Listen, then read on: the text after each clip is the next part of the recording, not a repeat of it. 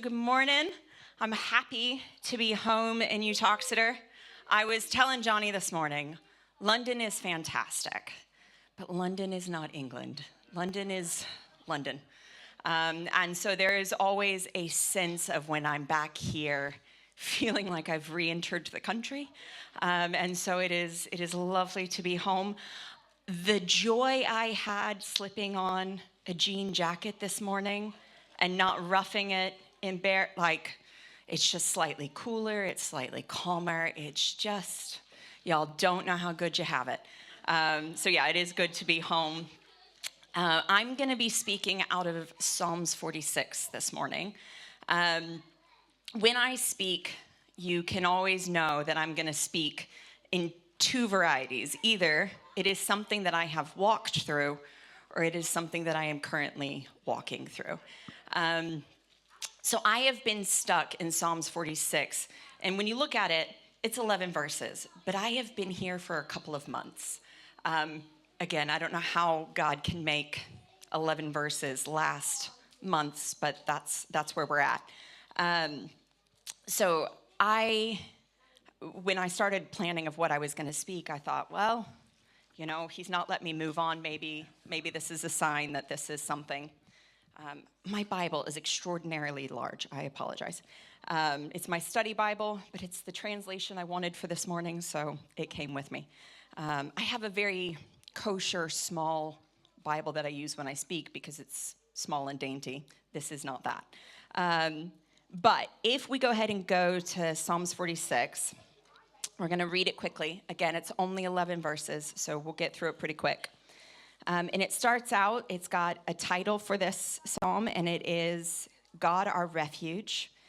And then underneath that, there's like a little bit of informational section where it says, for the choir director, a song of the sons of Korah, according to Alamoth. We will come back to that. But it reads, I don't know, what translation did you give me, Johnny? New King James. That's fine. How about we read it in New King James because my translation is going to be slightly different. It says, God is our refuge and our strength, a very present help in trouble. Therefore, we will not fear. Even though the earth be removed, and though the mountains be carried away in the midst of the sea, though its waters roar and be troubled, though the mountains shake with its swelling. Selah. All right. There is a river whose streams make glad the city of our God, the holy place of the tabernacle, the Most High. God is in the midst of her. She shall not be moved. God shall help her just at the break of dawn. The nations raged and the kingdoms were moved. He uttered his voice and the earth melted. The Lord of hosts is with us. The God of Jacob is our refuge. Selah. Come and behold the works of the Lord, who has made desolations in the earth. He makes wars cease to the end of the earth. He breaks the bow and cuts the spear in two. He burns the chariot in the fire. Be still and know that I am God. I will be exalted among the nations. I will be exalted in the earth. The Lord of hosts is with us. The God of Jacob is our refuge. Selah. I'm just going to pray real quick. Lord, I just thank you for this morning. I pray that your presence falls. Lord, I pray that it's not my voice that's heard, but yours. Lord, let your message ring true. Let it ring clear, God. We thank you. Give us open hearts and open minds. In your name we pray. Amen. So, in this chapter, again, it has a title. Paul asked if I had a title for my message, and I was like, no. I should have just given him the title of the chapter. That would probably have worked. But underneath that, I always love it when the Bible gives us a little bit of like extra tidbits. I was a former English teacher. I love the written word, but I can tell you, as someone who studied literature in university, nothing is written down by accident. If the writer has included it, it's important, right? I am as guilty of this as the next person, but there's a lot of times when we read the Bible, we've read the same thing over and over, so it's easy for us to just skip past words that are written because we either, one, already know them, and so they just filter into the background. But the first part, when it talks about written by the sons of Korah, if we go back, does anybody remember the sons of Korah? They have a brief but gruesome time in Exodus. Anybody remember? Okay, they were the ones who rebelled against Moses and tried to take over how the Levites should run the temple. And God said, "Step back, Moses." And he literally swallowed them up. And so it was Korah, the other men that rebelled with them, and their families. That's included in there. But obviously, if it says the sons of Korah, there were men that survived. The lineage continued on. Can you imagine being one of the sons that survived? And you were constantly being looked at, probably by people being like, "Do you remember what your dad did? Do you remember what your grandfather did? He rebelled against God. He rebelled, so bad that he wasn't just killed, he was swallowed into oblivion." And so they would have had to have carried that history with them. But God. Because you look at these men, and what they are in Psalms is they are the leader of the choir. They're the leader of those who brought praises to the Lord. So they understood their history in such a deep way that instead of being stunted by it, they actually found it in growth. And it pushed them forward to be like, actually, I can sing that God is merciful because I am a product of mercy. I can sing that God is a good God because I am a product of his goodness. And so just that, it's written by those people. So that should give you a little bit of a clarity of when they sing this, they're singing it. Have you ever heard you sing it with your whole chest? You feel it. I was singing It's Coming Home with my whole chest for a solid couple of weeks. And then, well, it's fine. We're moving swiftly past that. But they're singing it with their whole chest. They're singing, "This is my God, the God of refuge." Psalms 46 is a little bit divided on the historical context. They know that it was written during the time of siege, but if you look at Jerusalem, Jerusalem went through a really long period of siege. So where exactly it is in that, we don't know, but what we do know is they were not living in a time of ease. They were living in a time where saying God is our refuge literally meant we need refuge. Also, just thinking back, I was in Wales when they lifted the ban during COVID for you to be able to sing in church.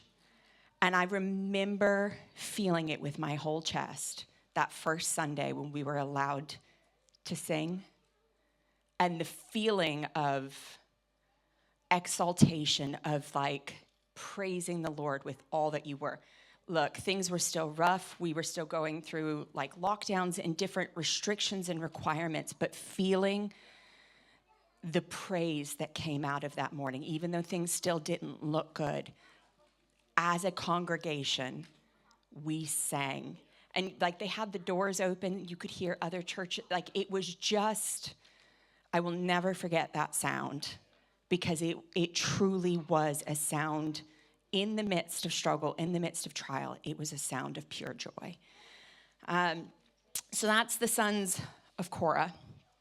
The other little tidbit, it says that it was written in Almuth. Very strange word. It is only mentioned twice in the Bible.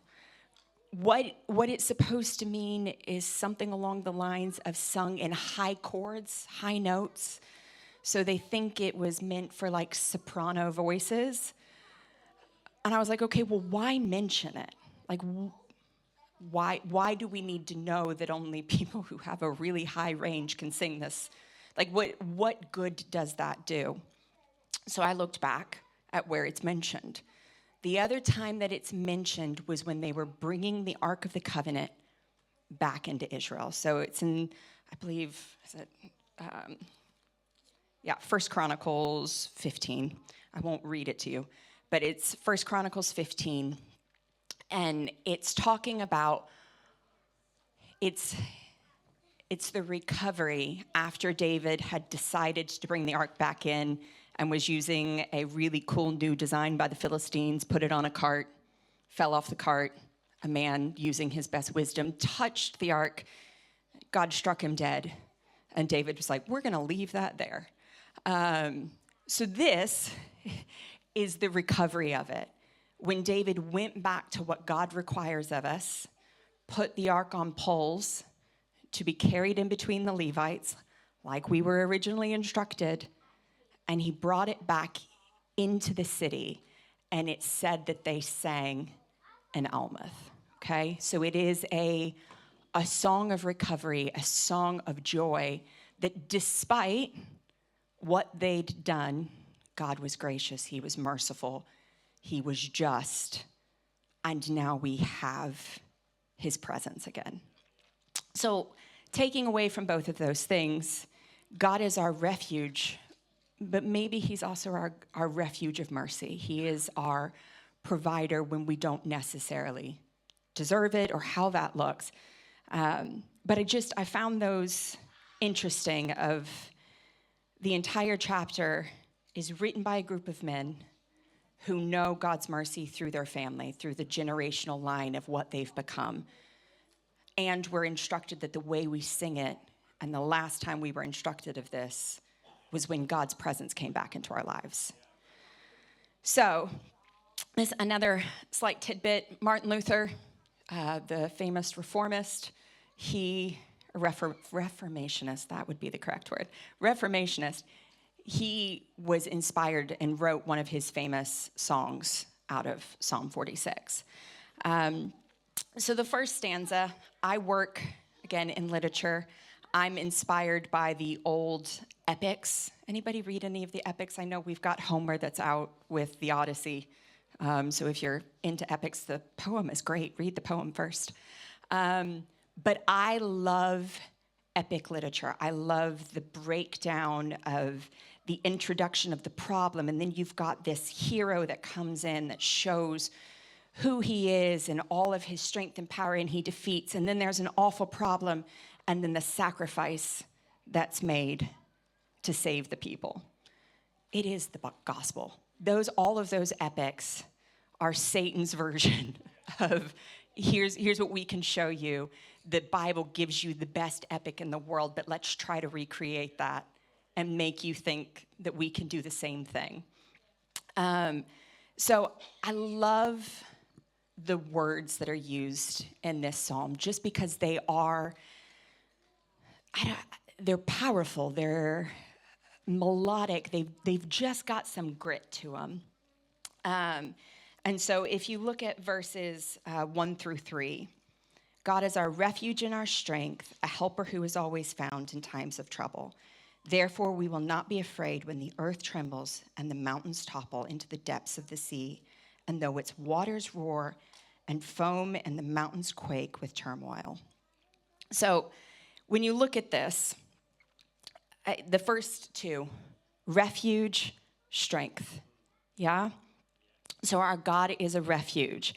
If you look at refuge that's used here, because it's used 3 times in this chapter, but the first one, its actual word in Hebrew, I'm going to butcher this,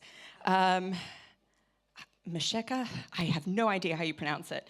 But the definition of it is shelter, hiding place, protection, or covering. And then the word that's used for strength is Oz, might, power, security, majesty, fierceness, boldness, okay? So he's our strength. If you think of everything that's listed here, it's natural, right? It's found within the earth. It's the mountains. It's the seas. It's things that are not man-made, things that only God has created, and they have his strength. They have his power. They have his being within them. And that's what he is for us. In our times of trouble, he is our hiding place. He is our refuge. He is our strong port, our covering. I don't know if I'd say fortunately, but I grew up in an area where natural disasters were common. I don't know if you spent your formative childhood years learning how to hide from a tornado. I did. So we grew up and you learned the method of when the alarms went off, what you had to do. So I don't have the normal reaction to a tornado. I'm the one that goes out, looks on the front porch, and is like, yeah, okay, and then goes and takes shelter. But I have the understanding of what you do to protect yourself from it. We had lots of floods. We have a lot of rain. We have a very large river that's near us. So I understand natural disasters, and I understand the preparation and the hiding from them. But I also have an understanding that as long as you do what you're supposed to do, you'll survive it, right? Hurricanes, you usually have enough warning. You can at least get to safety. Tornadoes, you take shelter. Rivers and floods, same kind of thing. We usually have enough warning to where you can take shelter. You can be in a covering. You can have refuge. And so I can have this natural understanding of what it's like. So a tornado, when it passes over, it sounds like a freight train. Things will literally shake. If you're told not to be near windows, but if you have the misfortune of being near a window, they will shatter. No matter how strong they are, they're going to break. You will feel like the foundation of your house is just slightly vibrating. Buildings will be destroyed. Some will be taken away. You lose roofs. It is an experience. And I know what it feels like when that passes over. But I also know what it is to feel, even in the terror of the moment, to be sheltered, secured, and safe. And it is a very special feeling of this too shall pass. The tornado is only going to last for so long. The storm will come to an end. The flooding will recede. But as long as we're in the shelter of the Almighty God, this disaster shall pass. I think the hardest thing with natural disasters is the after. Is when you come out of your home or what's left of your home and you look across the street at your neighbor's house and it's gone. Things that you've known all your life just don't exist anymore. And the path of devastation can be extreme. I've watched tornadoes rip out entire towns. They're just leveled. It's just gone. And I watch people on the news, and I usually watch people from other nations respond to Americans responding to natural disasters. And they're usually about they just move on. They just pick up and rebuild. Why would you? Because I live in a place called Tornado Alley. Why would you live in Tornado Alley? Why don't you But it is this understanding of we survived, now we rebuild, and we move forward. And so the other thing that happens at the end of each of these three stanzas is a special little word called Selah. Again, it doesn't have a lot of significance as far as scholars can tell. They think it might be a musical indication of pause, take a break, relax, reflect. And so, have you ever paused in a moment of devastation and reflected? It's a hard thing to sit in. It's a hard thing to be in a moment where you've survived, but nothing else has. And to have that moment of you were saved, and what a beautiful thing. But pause, reflect on who God is. And so then if you move to the next stanza, it starts with, there is a river, its streams delight the city of God, the holy dwelling place of the Most High. God is within her, she will not fall. God will help her when the morning dawns. Nations rage, kingdoms topple, the earth melts when he lifts his voice. The Lord of hosts is with us, The God of Jacob is our stronghold. Selah. So when you look at the second stanza, it starts with a river. There are several scholars who think that this could have been written in the time of Hezekiah, that this could result in the stream and what Hezekiah brought into the temple. We're not really sure. What we do know is that it mentions a river here, very different than the spring that Hezekiah flowed into Jerusalem. I became a nerd very young, and now I'm trying to get out of it, but as you will hear in just a few minutes, you'll understand I have not escaped it. So I was like, I don't know that I know what the different classifications of waterways are. Let's look into that. I did the work for you. You guys don't have to worry. I can now tell you for your, inquiring minds. So a river, it has to sustain life. It is supposed to either provide drinking, farming, energy, travel, or trade. So it has to fit one of those classifications. The other classification that it has to have is that it has to move. And so that there has to be forward path to it. It can't just stand still.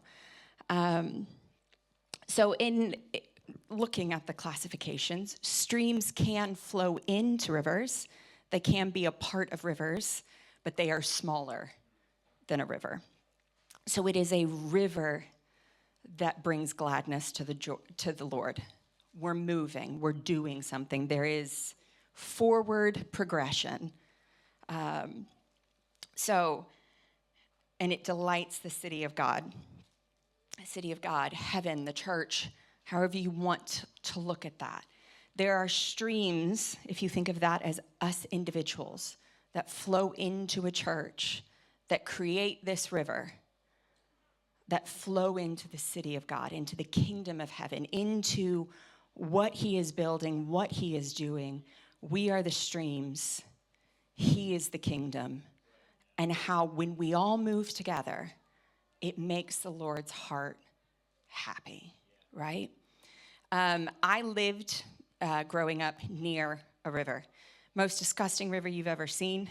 Charlie and the Chocolate Factory has nothing on the Ohio. It is brown. If you get in it, you best have all your shots prior. And even then, it's a little bit of a risk. But I have seen that river multiple times out its banks, right? Floods. And it is a strong moving river. It flows into the Mississippi, which is one of the major waterways in the United States. Tons of cargo go down this river. It is strong. It is moving. I mean, you can boat it. You can get on it. I just wouldn't recommend it. But it is a strong river. And when it floods, the damage that it does is extreme. Because it's a massive, powerful waterway. But when the waters recede back in and the erosion into the earth has happened, there are new streams that have been created. There are new waterways and new creeks and new tributaries that weren't there before. And the only way that happened was because something that was extreme, that we didn't expect, that we didn't plan for, that in some cases we didn't want, because it knocked out things that we were proud of. It knocked out things that were important to us, has flowed through, and now there are new paths that had never been there before. And then it talks about that this is the dwelling of the Most High, within God. And I think every female would have seen this shirt or this quote, whether we have it from a women's conference, whether we have it on a coffee cup. God is within her. She will not fall. And it's that thing of when God's in you and everything around you crumbles, you will not fall. Gentlemen, this is for you as well. I know this is one that we get to claim as ladies, but this is for you as well. But when God is within his church, we will not fail. We see restructuring all the time. We see changes. But when God is within her, she's not going to fall. She's not going to pass away. God's got his hand. He's in her. She will not fall. I was talking to Richard and June last night because we were joking about different things, and I made mention that I was scared of water. Those of you who have spent some time with me will have seen me react violently to moving water. I'd like to claim that I'm completely over it, but we're not going to test it by throwing me in it. But I drowned when I was 15, and I know the strength of moving water. And I knew that I had no recourses against it. In a battle between moving water and Bri, water wins every time. But God was within me. And he pulled me out. Literally, there was a gentleman that literally just pulled me out. I shouldn't be here. But God, you know, when he is within us, even the strongest things that'll come against us, we will not fall. Now, I will say it's left an indelible mark on my life, but I'm still here. You know, I'm still moving. I'm still growing despite that. It also talks that God will help her when morning dawns. For there to be a morning, what does there have to be? Night. So it means, yeah, God is going to come, but you are probably going to go through some stuff. You will see trials. You will see tribulations. You will see a night, but you will see the most glorious dawn. He will come. He always does. With the morning light, he conquers darkness, and he will be with us through the night into the morning. And then it talks about nations rage. I love that particular word, rage. It's an emotion that we feel. It's a powerful force. Just the idea that nations will be angered, that they will fight, that they will rage. But kingdoms will topple. We've seen governments throughout our lives that have risen up, that have fallen down. You know, we know that the earthly things that man has built will fight against themselves, and they will fall. It's only the things that God has built that's going to survive. And then the earth melts when he lifts his voice. You know, if we're talking about natural disasters, I think I'd rather the water than the fire.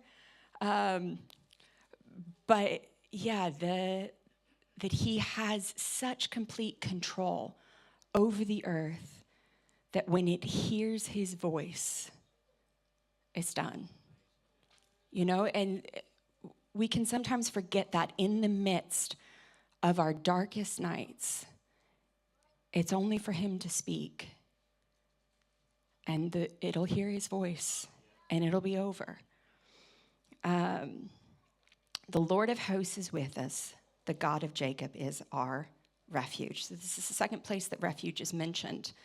But in this place, in the Hebrew, it's a different word. I'm going to butcher the next word. It's, I believe, Misgab, M-I-S-G-A-B. And it's a fortress. It's a high place, elevated stronghold above the reach of the enemy. So slightly different than the other of like a shelter, a hiding place where we're kind of hiding away for what's happening. And this, we've been lifted up. We can still see the devastation. We're just not a part of it anymore, right?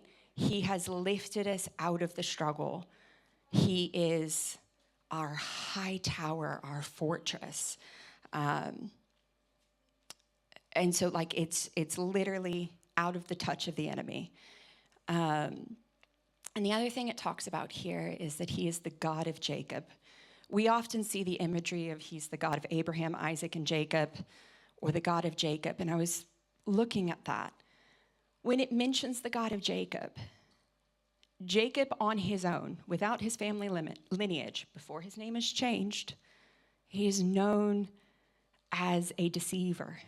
He is known as someone who did what he wanted to get what he wanted, who fought with God, who, manipulated, did all of these things. But he surrendered to who the true living God was. And the God of mercy, the God of the sons of Korah, saw Jacob. And that's who we're talking about as people who deserved nothing, as people who deserved not to be saved. He is still our God. He is still our refuge. He is our God of mercy, our God of justice, and he holds us.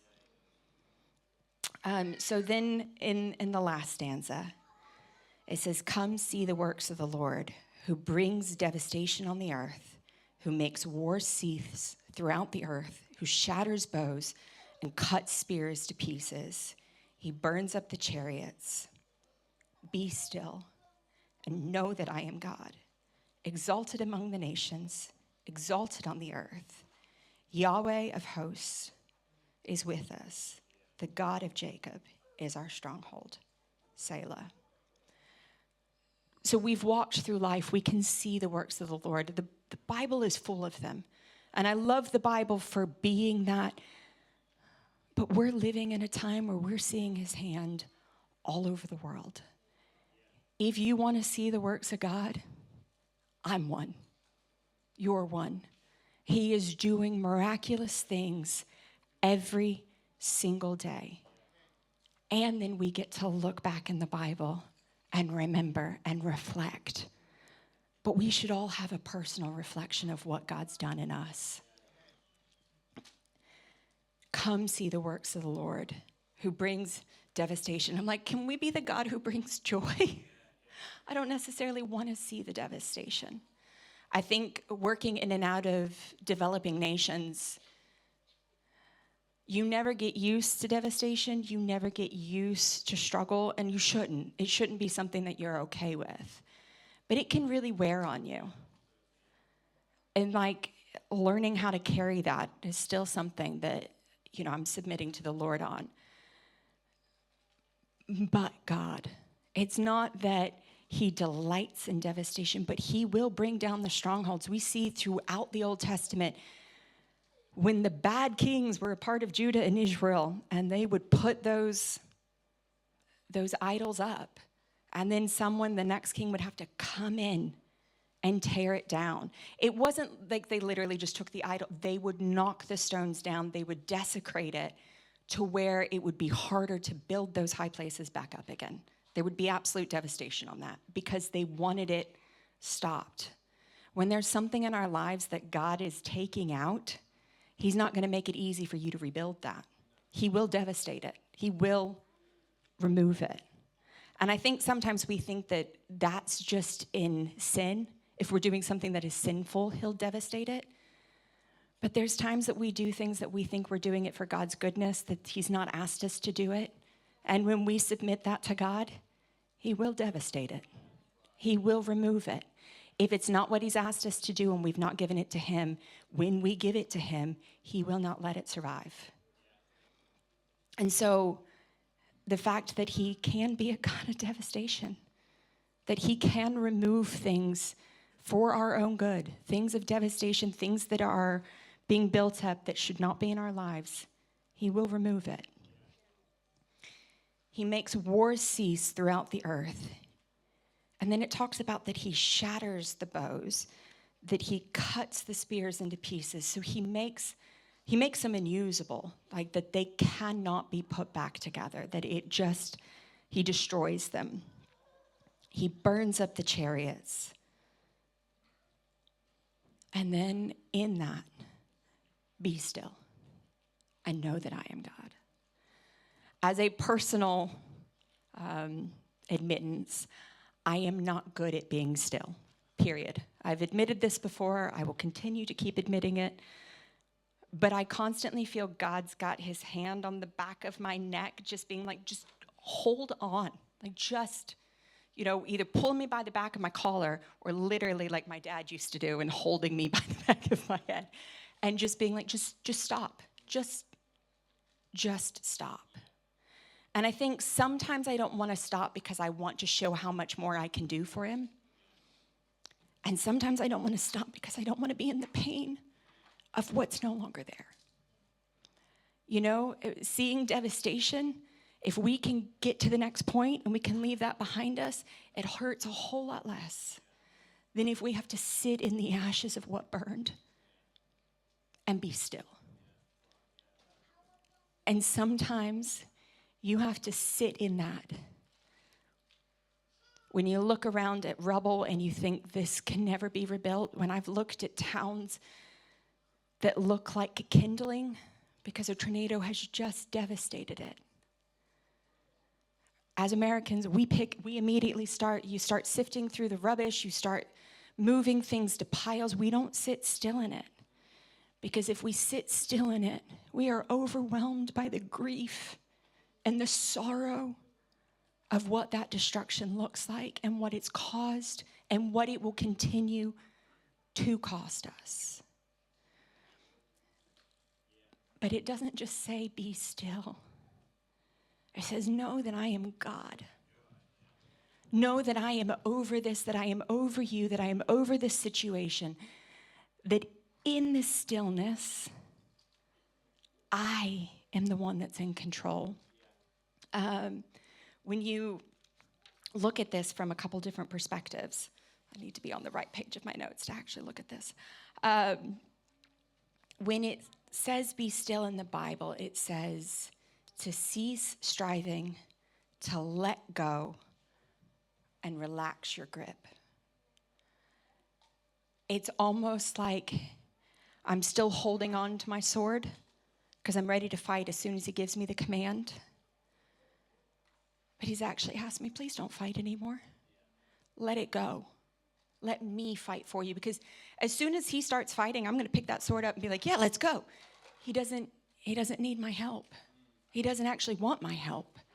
He wants me to see him be my Father, to be my God, to be the lover of my soul as he fights my battles. We see all of these amazing fairy tales and girls are raised with the knight will come and rescue us. Well, you know who is coming to rescue all of us? The Lord. He is that knight in shining armor, and he doesn't want the princess to jump on the back of the horse and fight with him.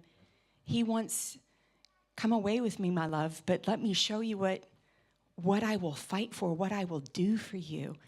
Let me fight for you. Just be still and know that I'm God. There was a couple periods of my life, truly the most painful periods of my life, where the only thing God said was be still and know that I'm God. And it was hard. And I'm not going to say that I didn't try to get up and he didn't push me back down. Like, it was a struggle. But he kept just saying, just be still. Don't fight anymore. Know that I am God. And then it goes back to that he is the God of Jacob. Sometimes we don't want to be still in our devastation because we know we've caused it. We know that what he's destroyed were strongholds we built up. And we don't want to sit in the pain of what we've caused. But he's the God of Jacob. He's the God who made generations and nations come out of a man who was known for deception. That is the God we serve. The God who wants to make us great in spite of the deception and the problems that we cause.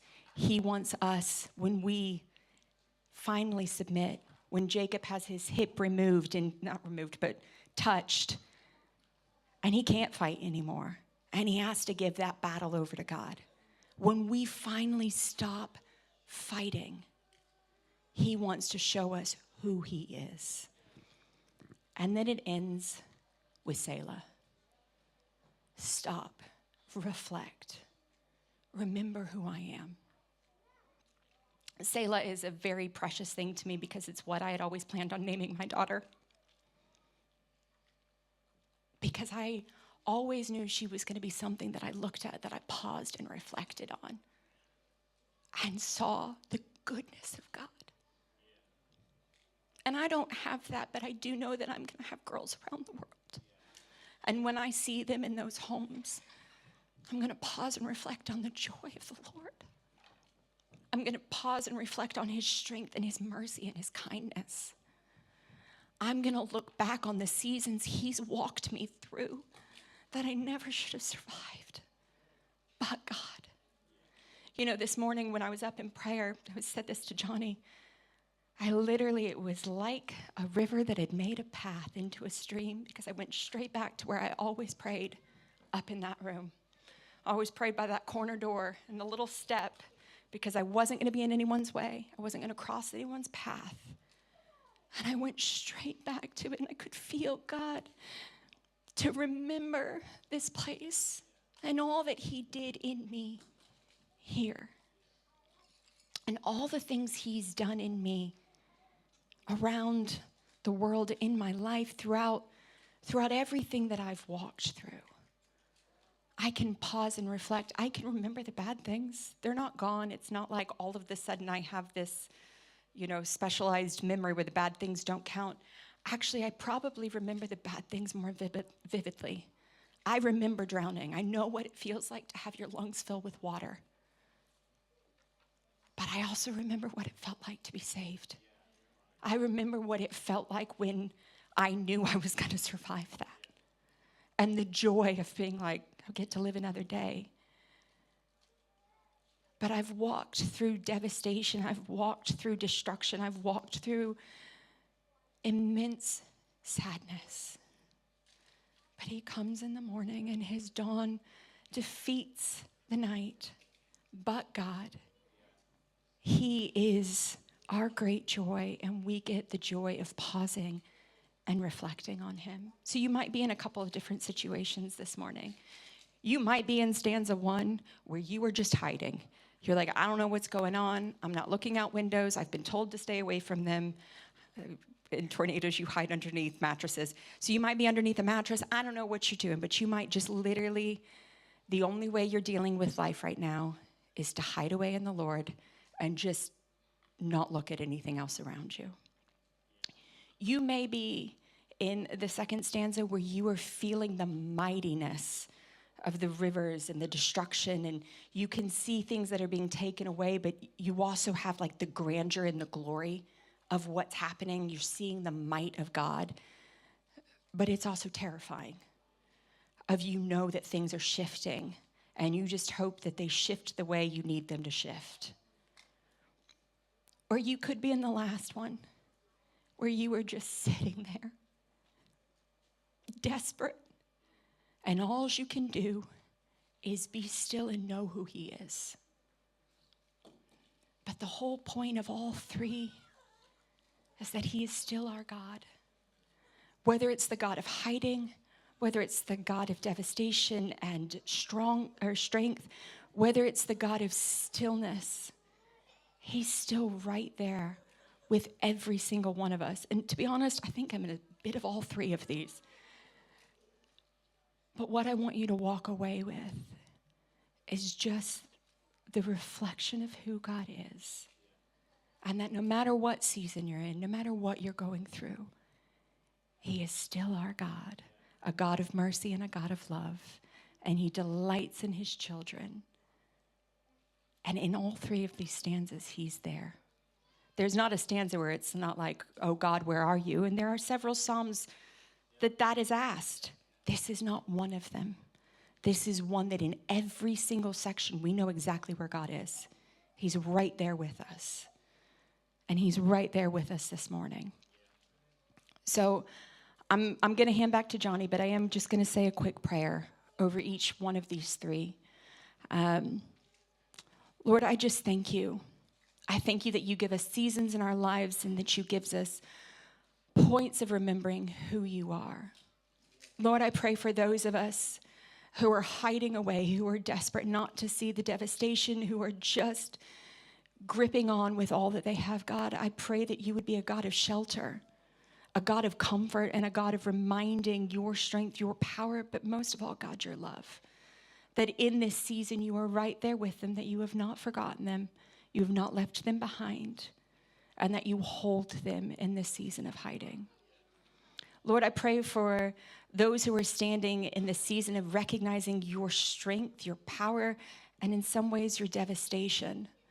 Lord, who are trying to make sure that they make the correct steps and that they're finding refuge, that they want to be pulled out of what they're seeing around them. God, Lord, I pray you give them wisdom. Lord, that they would know the steps to take, but God, that they would most of all keep their eyes off the destruction and keep their eyes on you, Lord. That they would see your hand in this. Lord, that they would remember that you are a God of salvation and that you are a city that is made glad by the streams, that you are glad in them and that you hold them tight. And Lord, I pray for those who are in the third section, God, who all they can do is sit in the destruction and the pain around them. Lord, I pray that you would wrap your arms and hold them. Lord, that you would allow them to be still in you.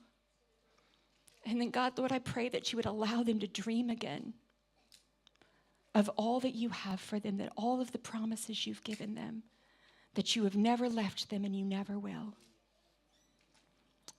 Lord, I thank you most of all for your salvation for our lives, God, that you are the God of Jacob. You are the God of the sons of Korah, that you are the God of mercy who saw fit to redeem each and every one of us, even though none of us deserved it, God. Lord, I thank you and I praise you. In your name, amen.